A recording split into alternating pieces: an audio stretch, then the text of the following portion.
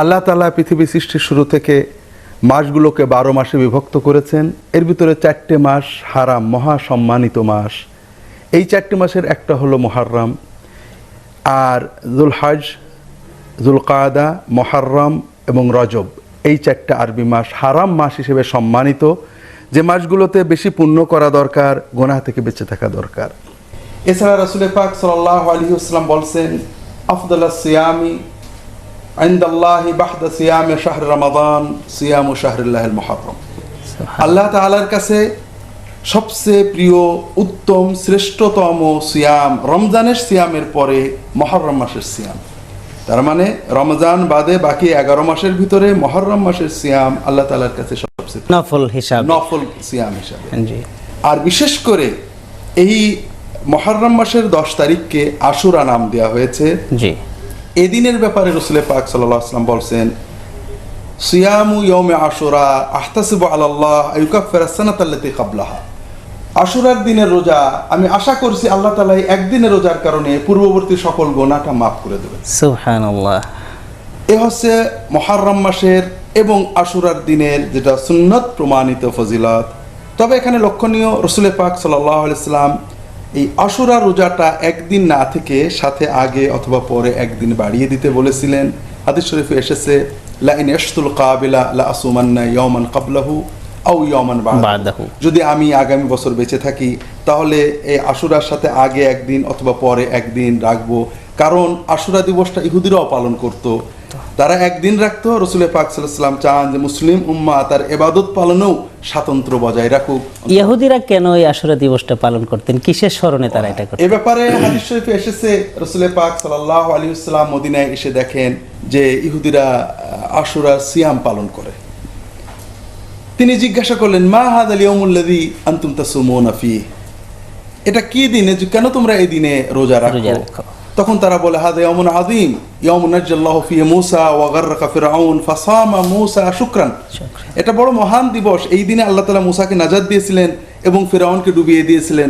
এই জন্য আল্লাহ তাআলার কৃতজ্ঞতা প্রকাশের জন্য মূসা রোজা রেখেছিলেন, আর আমরা মূসার সুন্নত অনুসরণ করে এই দিনে রোজা রাখি। তখন রাসূল পাক সাল্লাল্লাহু আলাইহি ওয়াসাল্লাম বললেন, মূসা আল্লাহ তাআলার নবী হিসেবে তার এই কৃতজ্ঞতায় শরীক হওয়া, আমরা নাহনু আউলা বিমূসা, আমাদের অধিকার বেশি, যে আমরাও এই দিনে রোজা রাখবো। এভাবে তিনি রোজা রাখার জন্য নির্দেশ দেন। অন্যান্য হাদিসে এসেছে যে রমজানের সিয়াম ফরজ হওয়ার আগে আশুরার সিয়াম ফরজ ছিল, এরপরে রমজানের সিয়াম ফরজ হলে আশুরার সিয়ামকে নফল করে দেওয়া হয়েছে। ফেরাউনিদেরকে আমি ডুবিয়ে দিয়েছিলাম। এই ঘটনার, যে মহান ঘটনার প্রতি কৃতজ্ঞতা প্রকাশ করে মূসা রোজা রাখছিলেন। জি জি। এবং এখানে আমাদের একটা শিক্ষণীয় বিষয় আছে, তারপরে তাৎপর্য আছে, সেটা হলো আমরা যদি আল্লাহর দিনের উপরে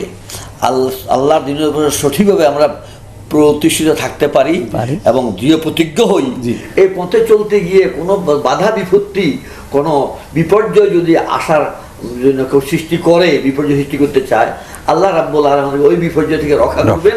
চমৎকার, আপনার কাছ থেকে আমরা সব চমৎকার তথ্যগুলো শুনছিলাম। মুহতারাম, আমরা আলোচনা করছিলাম সুন্নাহর আলোকে পবিত্র মুহররম ও আশুরা বিষয়ে। তো এ বিষয়ে আমাদের সমাজে অনেক বিভ্রান্তিপূর্ণ কথা প্রচলিত আছে। আশুরার বিভিন্ন সৃষ্টির ভবিষ্যৎবাণী নিয়ে, অতীতকাল নিয়ে অনেক কথা আমরা শুনে থাকি। এগুলোর ভিত্তি কতটা মজবুত, বা এগুলো নিয়ে যদি আমাদেরকে পরিষ্কার করে কিছু বলতেন সুন্নাহর আলোকে। আলহামদুলিল্লাহ, আমাদের মুহতারাম হযরত সাইয়েদ আহমদ মুজাদ্দিদি হুজুর একটু ইঙ্গিত করেছেন, আশুরা নিয়ে অনেক কথা প্রচলিত, অধিকাংশরই কোনো ভিত্তি নেই। আশুরার ব্যাপারে যেটা সহিহ হাদিসে আসছে সেটা একটু আগে আমরা আলোচনা করেছি। হযরত মূসার নাজাত, মূসাকে আল্লাহ তাআলা ফিরআউনের হাত থেকে বাঁচান। এছাড়া সমাজে অনেক কথা প্রচলিত, আশুরা আল্লাহ দুনিয়া সৃষ্টি করেছেন, আরো সৃষ্টি করেছেন, কলম সৃষ্টি করেছেন, লৌহ সৃষ্টি করেছেন, আদম সৃষ্টি করেছেন, আদমকে জান্নাতে দিয়েছেন, আদমকে জান্নাত থেকে বের করেছেন, অমুক নবীকে বাঁচিয়েছেন, অমুক নবীকে নাজাত দিয়েছেন, আশুরায় কিয়ামত হবে, আশুরায়, এগুলো মুহাদ্দিসিনরা সবাই একমত, এগুলো সব জাল কথা। আমাদের ভারতীয় আরবীয় জাল কথা, মানে এগুলো কোনো ভিত্তি নেই, কোনো ভিত্তি নেই, কোনো দালিলিক ভিত্তি নেই, কোনো সনদ নেই। এগুলো রাসূল পাক সাল্লাল্লাহু আলাইহি ওয়াসাল্লাম থেকে কোনো সহিহ জয়ীফ কোনো সনদেই বর্ণিত হয়নি। একান্ত জালিয়াতি সনদে আমাদের দেশের পুরনো ইমামগণ, ইমাম বাইহাকি তিনি নিজেও এটা বলেছেন, এরপর ইবনুল জাওজি, ইবনুল কাইয়িম, আমাদের দেশের আল্লামা আব্দুল হাই লাখনবী, সর্বশেষ আমাদের ফুরফুরা শরীফের মুজাহিদ আবু বকর সিদ্দিকী রাহমাতুল্লাহ আলাইহি এবং তার পুত্র একটা বই লিখছিলেন আল মাওজুআত। এখানে ওনারা বারবার বলছেন যে এগুলো সব মিথ্যা কথা, এগুলোর কোনো ভিত্তি নেই, এগুলোর কোনো সনদ নেই। কাজেই সহি যেটা জানা যায় সেটা হলো যে এই দিনে আল্লাহ তাআলা মূসা আলাইহিস সালামকে নাজাত দিছিলেন, এটাই সহি ভাবে। আর তো একটা আর এই দিনে রাসূল রোজা রাখতেন, হ্যাঁ, এটা তো সহি প্রমাণিত। আমল। আর আমলের ভিতরে অন্য কোনো সহি তেমন আমল পাওয়া যায় না। একটা বর্ণনা আছে এই দিনে যে তার পরিবারকে বেশি খাওয়াবে, মান ওয়াসা আলা আয়ালিহি ফি ইয়াউমে আশুরা, তাকে আল্লাহ সারা বছর বরকত দেবেন। তো এটা মুহাদ্দিসরা সনদ বিচারে অধিকাংশ বলেছেন সনদ খুবই দুর্বল। আর এটার আবার একটা অন্য দিক আছে যেটা আমরা হয়তো একটু পরে যাব। অনেকেই বলেছেন যে হযরত হুসাইনের বিরুদ্ধে যারা ছিল, হযরত ইমাম হুসাইনের শাহাদতে যারা খুশি হয়েছিল তারা এটা বানিয়েছে, কারণ এই দিনে যেন মানুষরা ভালো করে খায় আর কি। একদিকে যেমন কিছু মানুষ ইমাম হুসাইনের শাহাদতকে কেন্দ্র করে অতি শোক, অতি মাতমের নামে ইসলাম বিরোধী অনুষ্ঠান করেছে, আরেকদিকে কিছু এবং কিছু জাল কথা বানিয়েছে। আরেকদিকে অনেক দুষ্টু মানুষ যারা ইমাম হুসাইনের প্রতি মুসলমানদের যে চেতনা, ভালোবাসা, মহব্বত, এটার বিরুদ্ধে এই দিনটাকে খুশির দিন বানানোর চেষ্টা করেছে। এটা অনেক মুহাদ্দিস আহলে বাইতের প্রতি ভালোবাসাটাকে তারা উপহাস করতে চেয়েছে, এই কারণেও কিছু মিথ্যা ঢুকিয়ে দিয়েছে পরবর্তীকালে। এগুলো এটা সাধারণ সচেতনরা হয়তো সচেতন নন। হাদিসের সনদ বিচারের জন্য মুহাদ্দিসিনদের অত্যন্ত সূক্ষ্ম বৈজ্ঞানিক পদ্ধতি রয়েছে, যে পদ্ধতিতে কোর্টে সনদ বলতে কি বুঝায় কথাটা ভালো। জি জি, হাদিসটা মানে রাসূল পাক সাল্লাল্লাহু আলাইহি ওয়াসাল্লাম থেকে যে গ্রন্থে উদ্ধৃত হয়েছে একটা সূত্র, চেইন অফ রেফারেন্স, কার কাছে পড়েছেন, কে বলেছে, এই চেইন অফ রেফারেন্স ছাড়া কোনো হাদিস গ্রহণ করা হয় না।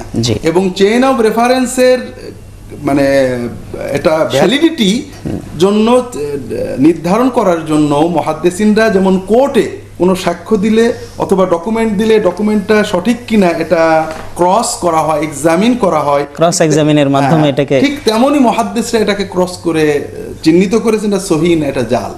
সেই জাল এবং সহিহ বিচারের মাধ্যমে মানে এই হাদিসটা বর্ণিত যাদের সূত্রে বর্ণিত হয়েছে এরা মুহাদ্দিসদের নিকট গ্রহণযোগ্য, মিথ্যাবাদী বলে প্রমাণিত,